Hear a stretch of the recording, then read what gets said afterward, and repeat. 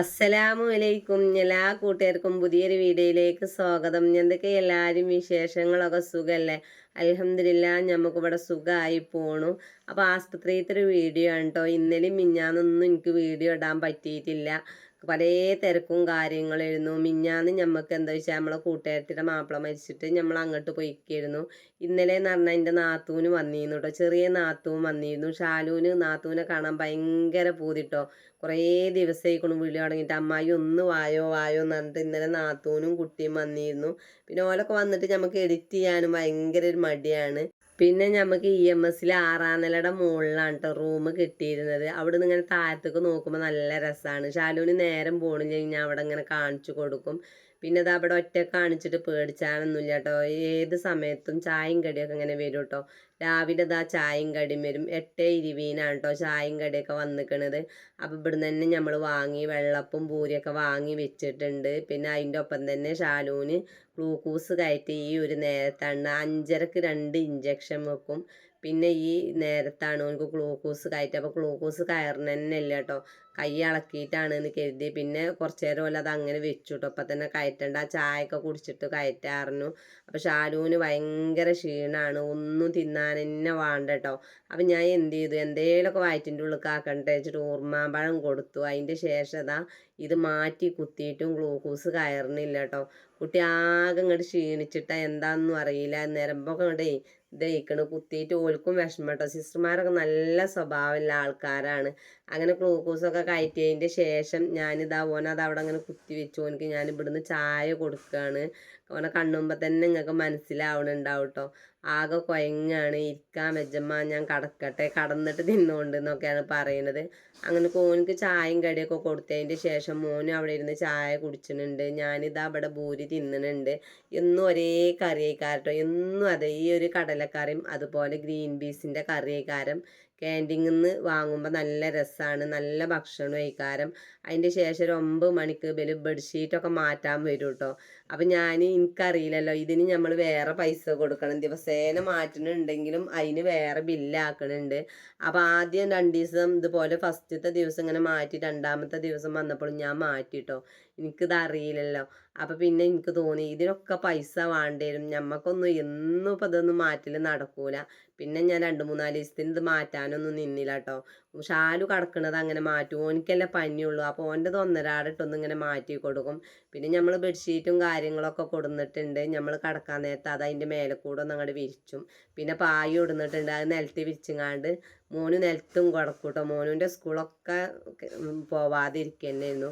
അങ്ങനെ ഓല് വന്നിട്ട് ഇതാ അവിടെ അങ്ങനെ അടിച്ചോരാൻ വന്നിട്ടുണ്ട്. അപ്പോൾ ഈ ഒരു ചേച്ചിനോട് ഞങ്ങൾ നല്ല കമ്പനി ആയിട്ടുണ്ട് കേട്ടോ.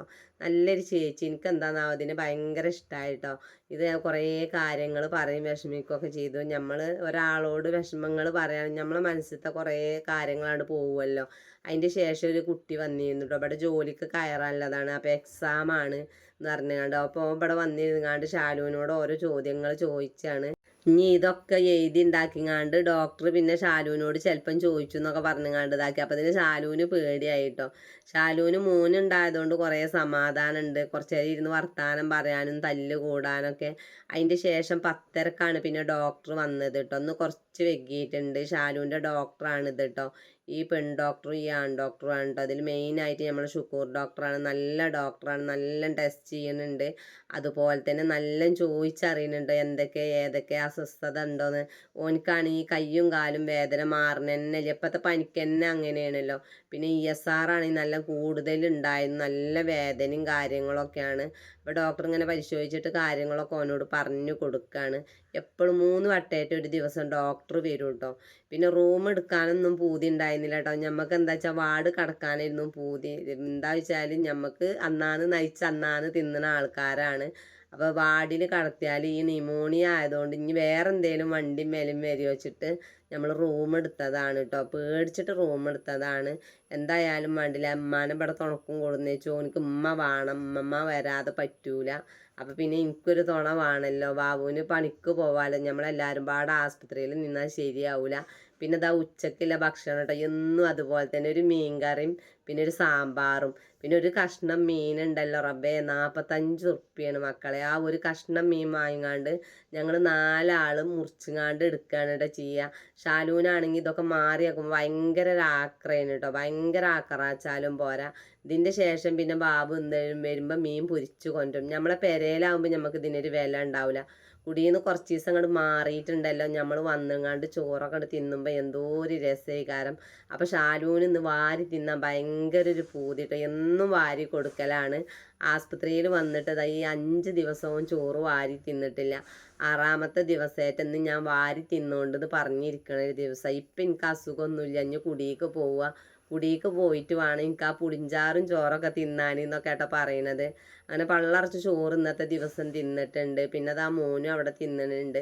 പ്ലേറ്റൊന്നും കൂടുതൽ കൊടുന്നിട്ടില്ല കേട്ടോ, 2 പ്ലേറ്റൊക്കെയാണ് കൊടുന്നിക്കണം. അപ്പം നമ്മൾ എന്ത് ചെയ്യും, ആ കൊണ്ടുവരുന്ന പാത്രത്തിൽ തന്നെ ഇതാക്കും. അങ്ങനെ ചോറേ കജാവില്ലാതെ സിസ്റ്റർ വന്നിട്ടുണ്ട് ആവി പിടിപ്പിച്ചാൽ വേണ്ടി കണ്ടു കേട്ടോ.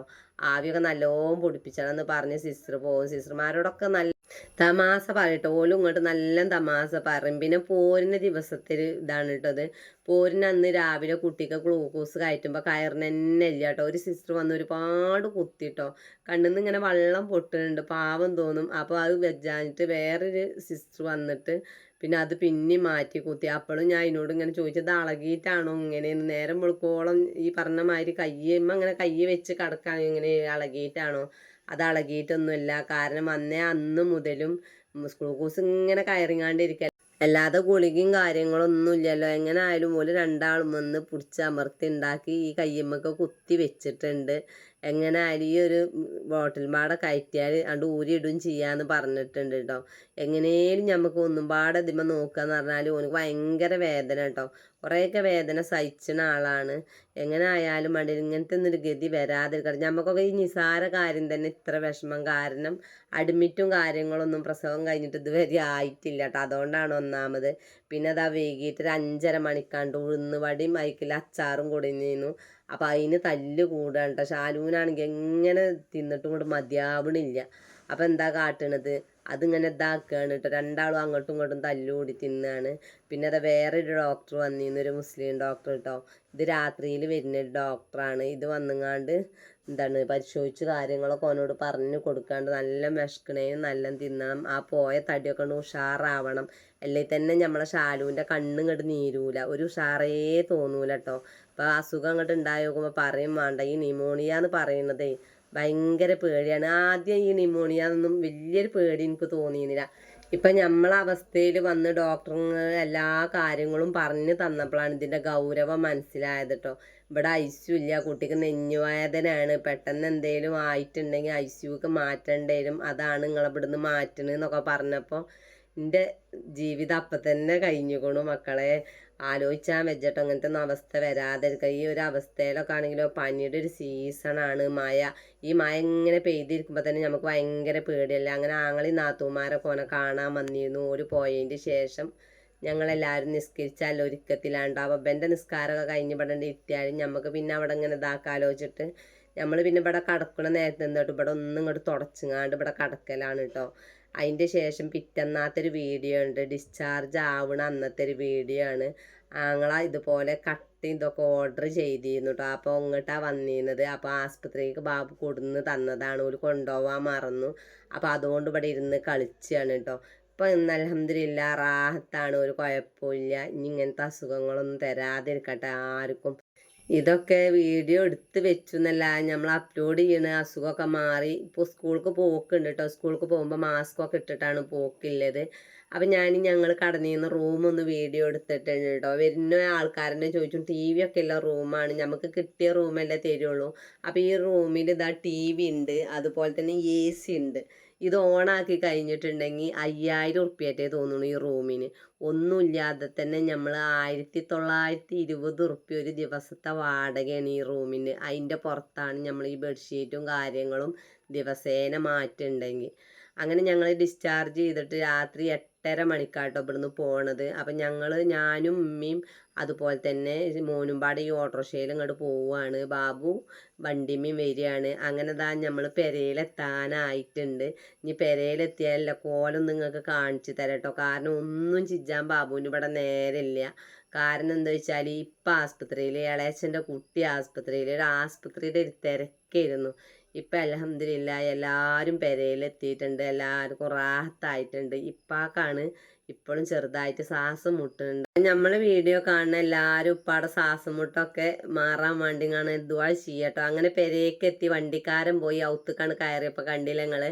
ബാബു ആണ് കേട്ടോ ദിവസേന പെരയിലുണ്ടാവും. തിരുമ്പും ഇവിടെ കൊടുന്ന് ഇങ്ങനെ കൂട്ടി വെച്ചിക്കാൻ കേട്ടോ. മടക്കാനൊന്നും നേരമില്ല, കുറ്റല്ല. കാരണം ഉപ്പാടെ അടുത്തേക്കും പോകണം, കുട്ടിയുടെ അടുത്തേക്കും വരണം, ആകെ ഒരു തിരക്കായിരുന്നു. അപ്പം ഇന്നത്തെ വീഡിയോ തിരക്ക് എന്നുള്ളൂ. അപ്പം നമ്മളെ വീഡിയോയിൽ എന്തെങ്കിലുമൊക്കെ ഒരു തെറ്റുണ്ടെങ്കിൽ ക്ഷമിക്കുക. ഇൻഷാ അല്ലാ ഇനി ആദ്യത്തെ മാതിരി നമ്മൾ കുക്കിങ്ങും കാര്യങ്ങളൊക്കെ ഡെയിലി വീഡിയോ ഇടണം എന്ന് കരുതുന്നുണ്ട്. അപ്പോൾ ഇഷ്ടപ്പെട്ടാൽ എല്ലാവരും ലൈക്ക് ചെയ്യുക, ഷെയർ ചെയ്യുക, സബ്സ്ക്രൈബ് ചെയ്യുക. അപ്പോൾ എല്ലാവരോടും ഒരിക്കൽ കൂടി അസ്സലാമു അലൈക്കും.